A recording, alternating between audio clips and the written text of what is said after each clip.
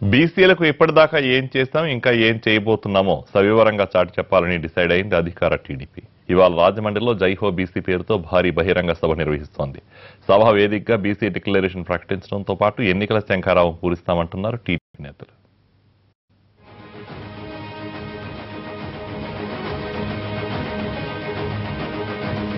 రాజమండ్రి ప్రభుత్వ ఆర్ట్స్ కళాశాల గ్రౌండ్స్ లో జరిగే జైహో బీసీ సభకు ఏర్పాట్లు పూర్తయ్యాయి. మధ్యాహ్నం 2 గంటలకు అమరావతి నుండి రాజమండ్రి చేరుకోనున్న సీఎం చంద్రబాబు సాయంత్రం సభలో పాల్గొంటారు. అక్కడే బీసీ డిక్లరేషన్ ప్రకటిస్తారు. ఇప్పటికే బీసీ సంఘాలతో సమావేశమైన చంద్రబాబు పలు హామీలను సిద్ధం చేశారు.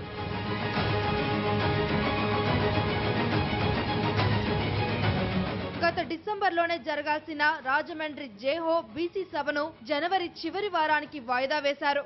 ప్రభుత్వ ఆర్ట్స్ కళాశాల మైదానంలో సుమారు 2 లక్షల మంది సభకు తరలి వచ్చేలా ఏర్పాట్లు చేశారు.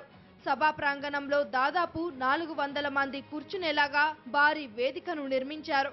బీసీలోని వివిధ వర్గాల వారు తమ కులవృత్తులతో కూడిన వేషధారణతో సభ వద్దకు ర్యాలీగా రానున్నారు.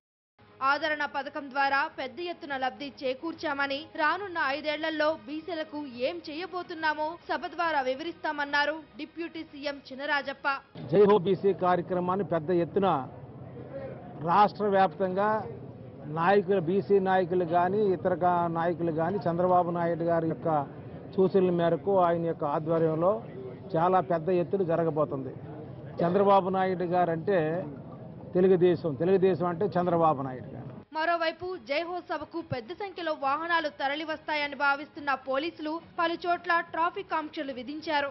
జాతీయ రహదారి మీదుగా రాజమండ్రి వైపు వచ్చే వాహనాలను దారి మళ్లించారు.